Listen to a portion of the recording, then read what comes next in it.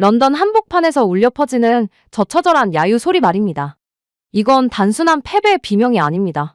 한때 꿈의 구장이라 불렸던 이곳이 이제는 악몽의 극장으로 변해버린 토트넘이라는 거대한 함선이 침몰하며 내뱉는 마지막 비명이죠. 불과 얼마 전까지만 해도 우리는 매주 주말 이곳에서 뜨거운 열기와 환희를 맛보았습니다. 그 중심에는 언제나 우리를 미소 짓게 했던 한 남자가 있었죠. 하지만 그가 떠난 지금 토트넘 호스퍼 스타디움의 공기는 마치 온기가 완전히 빠져나간 장례식장처럼 차갑기만 합니다. 강등권 18위 웨스트햄에게 안방에서 무릎을 꿇었습니다. 22라운드 현재 순위 14위. 챔피언스리그를 꿈꾸던 팀이 이제는 강등을 걱정해야 하는 처참한 성적표를 받아들었습니다. 경기장에 모인 팬들은 절규합니다. 내일 아침 당장 짐 싸서 나가라.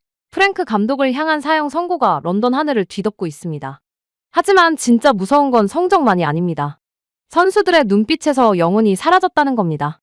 로메로가 홀로 고군분투하며 동점골을 넣었을 때조차 팀 전체를 감싸는 건 승리에 대한 확신이 아닌? 언제 무너질지 모른다는 막연한 공포였습니다. 결국 추가 시간 3분, 칼럼 윌슨의 극장골이 터지는 순간 토트넘의 심장은 멈췄습니다. 기둥이 뽑힌 집은 아무리 비싼 가구로 채워도 금세 무너지는 법입니다. 손흥민이라는 거대한 정신적 지주를 잃어버린 대가는 우리가 상상했던 것보다 훨씬 더 혹독하고 잔인했습니다. 그리고 이제 그 분노의 화살은 감독을 넘어 그를 대체하겠다며 큰소리쳤던 누군가들을 향하고 있습니다. 분노가 깊어질수록 팬들의 시선은 자연스럽게 이 천문학적인 이적료의 주인공들에게로 쏠리고 있습니다. 현지 팬들이 이 비싼 선수들을 향해 왜 하필 얘네라는 비아냥 섞인 단어를 선택했을까요? 단순히 못해서일까요? 아닙니다. 이건 자존심에 대한 문제입니다. 토트넘 보드지는 지난 이적 시장에서 약 1억 5천만 파운드, 우리 돈으로 무려 2,600억 원이 넘는 거금을 쏟아부었습니다. 샤비 시먼스, 윌슨 오도베르, 그리고 마티스 텔까지. 이름만 들으면 화려한 유망주들이죠. 하지만 축구는 숫자로 하는 게임이 아닙니다. 축구는 서사의 스포츠입니다. 손흥민이라는 거대한 태양이 사라진 자리에 구단은 빛을 내는 법을 모르는 비싼 전구 3개를 사다 끼웠을 뿐입니다. 자, 팩트를 한번 볼까요?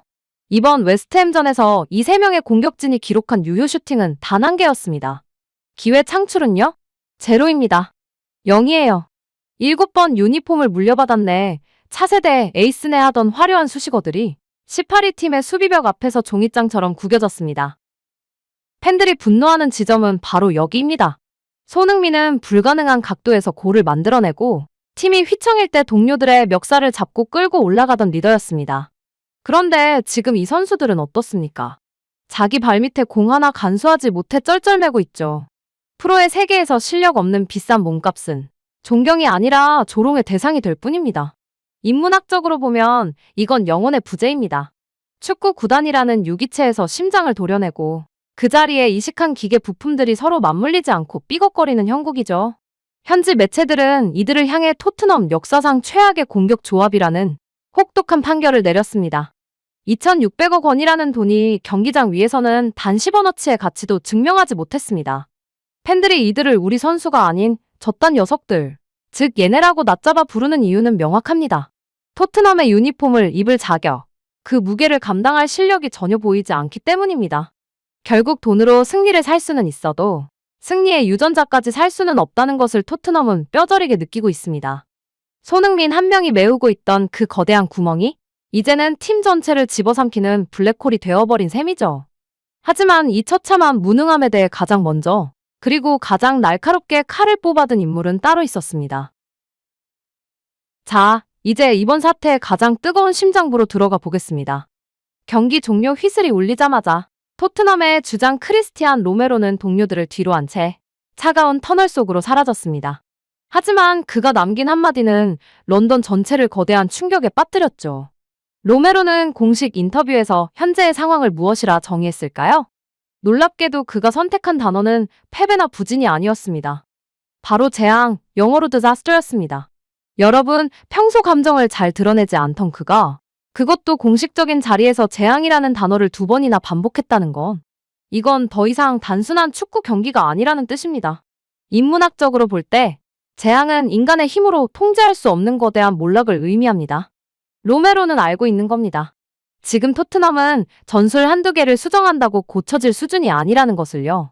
손흥민이라는 거대한 태양이 사라진 뒤 남겨진 선수들이 마주한 건 스스로 빛을 낼 수 없는 절망이라는 이름의 암흑이었습니다.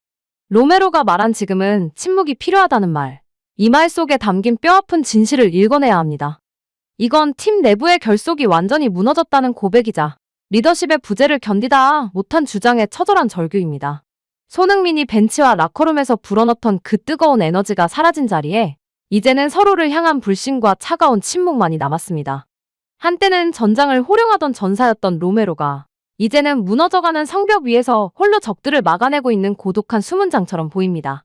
3천억 원의 용병들이 앞에서 길을 잃고 헤맬 때 수비수인 그가 골망을 흔들며 팀을 구하려 애쓰는 이 기괴한 풍경. 이것이 바로 로메로가 직면한 토트넘의 재앙적 현실입니다. 주장이 공식 인터뷰에서 팀의 상황을 재앙이라 규정짓는 순간 그 팀의 권위는 바닥으로 추락합니다. 이제 토트넘이라는 함선은 항로를 잃은 채 거대한 폭풍우 속으로 빨려 들어가고 있습니다. 로메로의 이 폭탄 발언은 단순한 소감이 아니라 프랭크 감독 체제의 종말을 알리는 마지막 경고장이었습니다. 주장에 절망 섞인 고백이 끝나기 무섭게 영국의 축구 전설들은 기다렸다는 듯이 더욱 날카로운 비수를 꺼내들었습니다. 안에서 불길이 치솟으면 밖에서는 그 무너지는 소리를 듣기 위해 사람들이 몰려들기 마련입니다. 이제 토트넘의 위기는 팀 내부를 넘어 영국 축구계 전체의 심판대에 올랐습니다. 공신력의 상징인 BBC는 경기장의 분위기를 이렇게 전했습니다. 너는 내일 아침 해고될 것이다. 이건 단순한 야유가 아닙니다. 팬들이 감독에게 내리는 최종 선고이자 분노가 임계점을 넘었다는 증거죠. 영국 축구의 전설 웨인 루니는 이 광경을 보며 아주 차가운 진단을 내놓았습니다. 정말 외로운 상황이다. 팬들의 반응을 볼 때 그는 이제 끝났다. 루니가 주목한 건 프랭크 감독의 고립입니다. 관중석의 10,000명, 아니 수만 명의 팬들로부터 외면받는 감독이 할 수 있는 건 이제 짐을 싸는 것뿐이라는 인간적인 연민마저 느껴지는 발언이었죠. 하지만 더 날카로운 비수는 역대 최다 득점자 앨런 시어러의 입에서 나왔습니다. 시어러는 선수들이 뛰지 않는 것도 문제지만 팀의 계획과 시스템이 전혀 보이지 않는다며 프랭크 감독의 지도력을 정면으로 겨냥했습니다. 여러분, 시어러의 이 말은 축구의 본질을 꿰뚫고 있습니다. 시스템이 사라진 팀은 더 이상 군대가 아니라 오합지졸에 불과하다는 뜻입니다. 과거 손흥민이 있었을 때를 떠올려 보십시오. 그때 토트넘은 전술이 막힐 때도 손흥민이라는 영혼이 팀을 하나로 묶어주는 보이지 않는 시스템 역할을 했습니다. 하지만 시어러의 지적대로 지금의 토트넘은 어떻습니까? 3천억 원을 들인 선수들이 경기장 위에서 서로를 멀뚱히 쳐다보며 갈팡질팡하고 있습니다. 전문가들은 입을 모아 말합니다.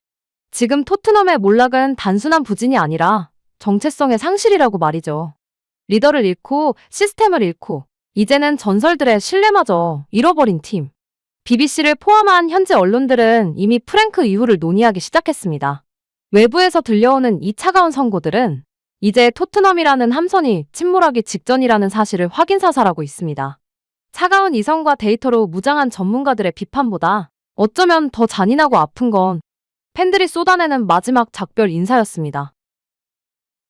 결국 한 사람의 빈자리가 이토록 잔인할 수 있다는 것을 우리는 지금 토트넘의 몰락을 통해 목격하고 있습니다. 사람들은 말했습니다. 손흥민도 이제 나이가 들었다고, 이제는 새로운 세대에게 자리를 물려줘야 한다고 말이죠. 하지만 토트넘 보드진이 간과한 결정적인 사실이 하나 있습니다.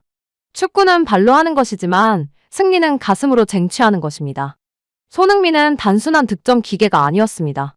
그는 무너지는 동료를 일으켜 세우고 감독의 전술적 결함을 자신의 헌신으로 메우며 팀이라는 유기체를 하나로 묶어주던 영혼의 접착제였습니다. 3천억 원의 돈으로 재능 있는 유망주들을 살 수는 있었을지 모릅니다. 하지만 그들이 입은 유니폼의 무게, 팬들의 자부심, 그리고 끝까지 포기하지 않는 리더십까지 살 수는 없었습니다. 지금 토트넘이 겪고 있는 이 재앙은 한 시대의 아이콘을 너무나 가볍게 여겼던 오만함이 불러온 인과응보일지도 모릅니다. 이제 운명의 시간이 다가오고 있습니다. 오는 21일 보루시아 도르트문트전. 이 경기는 프랭크 감독에게 주어진 마지막 딴두대가 될 것입니다.